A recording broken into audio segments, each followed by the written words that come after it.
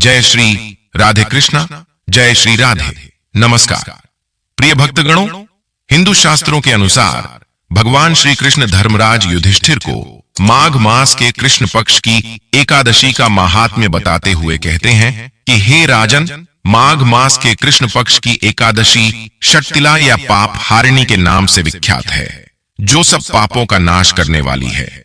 इस दिन तिल से बने हुए व्यंजन या तिल से भरा हुआ पात्र दान करने से अनंत पुण्य फलों की प्राप्ति होती है। पद्म पुराण में वर्णित है कि तिलों के बोने पर उनसे जितनी शाखाएं पैदा होती हैं, उतने हजार वर्षों तक दान करने वाला व्यक्ति स्वर्ग लोक में प्रतिष्ठित होता है। इस शुभ दिन पर अगर आप तिल का दान करते हैं तो इसे अत्यंत लाभकारी बताया गया है। पद्म पुराण के अनुसार इस पवित्र दिन पर अगर आप तिल से ही स्नान, पिंडदान, तर्पण विधि विधान से करते हैं तो इसका आपको अच्छा लाभ मिलता है। इस दिन तिल को आप अपनी दिनचर्या में शामिल करें, जहां तक हो सके हर कार्य में तिल का इस्तेमाल करें। तिल के प्रयोग के कारण ही इसे षटतिला एकादशी कहा जाता है। इस एकादशी को पुण्य कार्य और ईश्वर के प्रति समर्पित होने का सबसे महत्वपूर्ण दिन माना जाता है। षटतिला एकादशी पर तिल का 6 प्रकार से उपयोग किया जाता है। पहला, तिल के जल से स्नान करें। दूसरा, पिसे हुए तिल का उपटन करें। तीसरा, तिलों का हवन करें। चौथा, तिल मिला हुआ जल पिए। पांचवा, तिलों का दान करें। छठवां, तिलों की मिठाई और व्यंजन बनाएं। दोस्तों, षटतिला एकादशी व्रत की तारीख जानने से पहले जान लेते हैं कि एकादशी की पूजा कैसे करें। आइए जान लेते हैं षटतिला एकादशी की पूजा विधि के बारे में। इस व्रत के नियम दशमी तिथि की रात से शुरू हो जाते हैं। दशमी को सूर्यास्त के बाद भोजन ग्रहण न करिए और रात में सोने से पहले भगवान विष्णु का ध्यान जरूर करिए। षटतिला एकादशी के व्रत को नारद पुराण में भी दर्शाया गया है। इसके अनुसार षटतिला एकादशी के दिन सुबह जल्दी उठकर नित्य कर्म से निवृत्त होकर जल में डालकर स्नान करिए। इसके बाद भगवान श्री हरि विष्णु का ध्यान कर व्रत का संकल्प लीजिए। इसके बाद विष्णु जी की मूर्ति या तस्वीर को चौकी पर स्थापित करें। तस्वीर की स्थापना करने के बाद गंगा जल में तिल मिलाकर मूर्ति और उसके चारों तरफ जल के छींटे दें और पंचामृत से स्नान कराइए।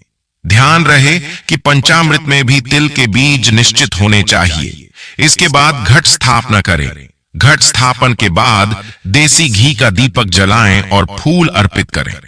इसके बाद भगवान विष्णु की धूप और दीप से आरती उतारे और विष्णु सहस्त्र नाम का जप करें।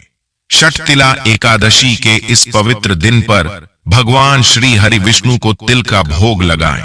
तो आइए जानते हैं षटतिला एकादशी व्रत के शुभ मुहूर्त के बारे में। चलिए आपको बताते हैं इस बार षटतिला एकादशी का व्रत कब रखा जाएगा। एकादशी और द्वादशी तिथि कब से कब तक रहेगी और व्रत पारण का यानी व्रत खोलने का शुभ मुहूर्त कब से कब तक रहेगा। इस बार एकादशी तिथि प्रारंभ होगी 24 जनवरी शुक्रवार को शाम 7:26 से और एकादशी तिथि समाप्त होंगी 25 जनवरी शनिवार को रात 8:31 पर। इसलिए इस बार केवल 25 जनवरी दिन शनिवार को ही षटतिला एकादशी का व्रत रहेगा। एक दिन पहले यानी शुक्रवार को दशमी तिथि के नियमों का पालन किया जाएगा। द्वादशी तिथि प्रारंभ होगी 25 जनवरी शनिवार की रात 8:32 से। इसी के साथ हरिवासर का समय भी शुरू हो जाएगा और द्वादशी तिथि समाप्त होगी 26 जनवरी रविवार को रात 8:54 पर। एकादशी यानी 25 जनवरी शनिवार को ब्रह्म मुहूर्त का समय सुबह 5:36 से 6:24 तक रहेगा। सूर्योदय होगा सुबह 7:13 पर। सूर्यास्त शाम 6:05 पर होगा। प्रातः काल पूजा का मुहूर्त सुबह 5:53 से 7:13 तक। शाम की पूजा का मुहूर्त शाम 5:52 से 7:14 तक रहेगा। राहु काल सुबह 9 बजे से 10:30 तक रहेगा। सुबह की पूजा जहां तक हो सके राहु काल का समय शुरू होने से पहले तक कर लेनी चाहिए। द्वादशी तिथि यानी 26 जनवरी रविवार को सूर्योदय होगा सुबह 7:12 पर, सूर्यास्त शाम 6:06 पर, ब्रह्म मुहूर्त सुबह 5:36 से 6:24 तक, प्रातःकाल पूजा मुहूर्त सुबह 5:52 से 7:12 तक रहेगा। अभिजीत मुहूर्त दोपहर 12:17 से 1:01 तक रहेगा। राहुकाल शाम 4:30 से 6 बजे तक रहेगा। हरिवासर का समय समाप्त होगा 26 जनवरी रविवार को सुबह 2 बजे तक, यानी कि शनिवार की मध्य रात्रि का यह समय रहेगा। तो आप रविवार को शुभ मुहूर्त में व्रत का पारण करेंगे और व्रत पारण मुहूर्त रहेगा 26 जनवरी रविवार को सुबह 7:12 से लेकर 9:05 तक।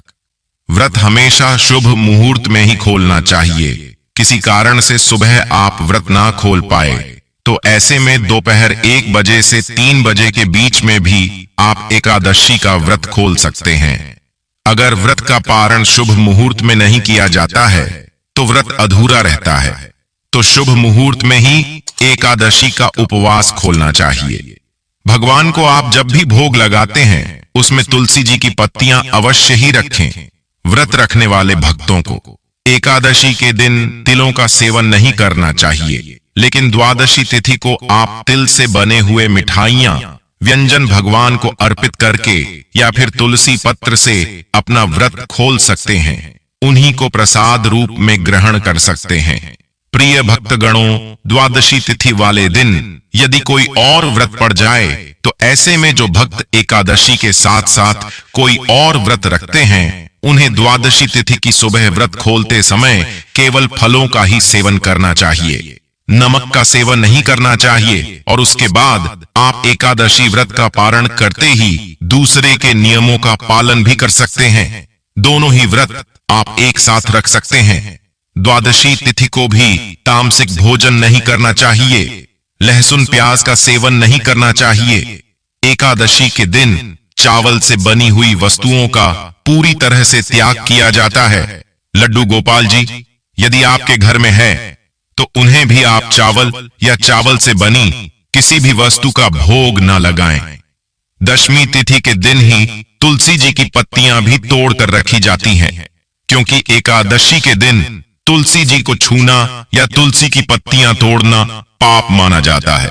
प्रिय भक्तगणों, उम्मीद करता हूं आज की यह जानकारी आपको जरूर पसंद आई होगी। पसंद आए तो लाइक कर दीजिए। प्रिय भक्तगणों, मौनी अमावस्या, शिवरात्रि और होली से संबंधित जानकारी की वीडियो हमारे चैनल पर अपलोड हो गई है। आप चाहे तो उन्हें आप देख सकते हैं। इस वीडियो में बस इतना ही। मिलते हैं अपने अगले वीडियो में। तब तक के लिए नमस्कार। जय श्री राम। हर हर महादेव।